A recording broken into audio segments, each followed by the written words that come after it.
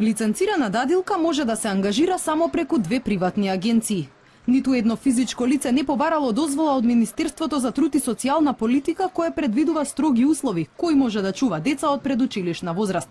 Тие мора да имаат диплома за завршено образование, да имаат лекарско уверение за здравствената состојба, да се психофизички здрави, да не им е одземено вршењето на родителско право и да имаат потврда дека не им е изречена казна за вршење на професија. Децата кои не посетуваат градинка да не се оставаат на чување со пријатели, соседи или познаници. За нив треба да се грижи соодветно образована и лиценцирана дадилка, велат психолозите, според кој првите 3 години од животот на детето се клучни за неговиот развој како личност. Затоа е многу важно кој ги воспитува децата додека се мали. Проблемот со најмување на непроверени негователки најчесто го гледаат во пренатрупаноста на градинките. Треба да водат сметка и за возраста на лицето на кое што му даваат на своето дете да го чува.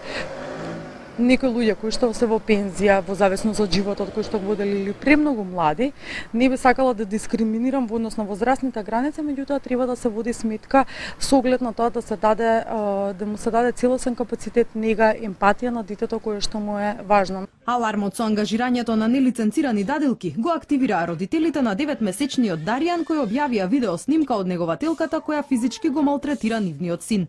Таа им била соседка и подалечна роднина и немала никаква лиценца. Од првата детска амбасада меѓаши вела дека е голема храброст на родителите да ја објават снимката и оти овој случај е поттик за сите родители да внимаваат кому ги доверуваат своите деца. Сметаме дека судот ќе ги земе сериозно предвид видеоматеријалите на родителите кои се охрабриле да го снимат, затоа што имале основен сомнеш дека бебето трпи насилство. И со вештачење на автентичноста на видеоматеријалите, сензибилиран судија навистина може да го земе како главен аргумент во главниот претрес против осумничената негователка. 61-годишната скопјанка која го тепаше малиот Даријан по наредба на судот се наоѓа во притвор во истражниот затвор во Шутка.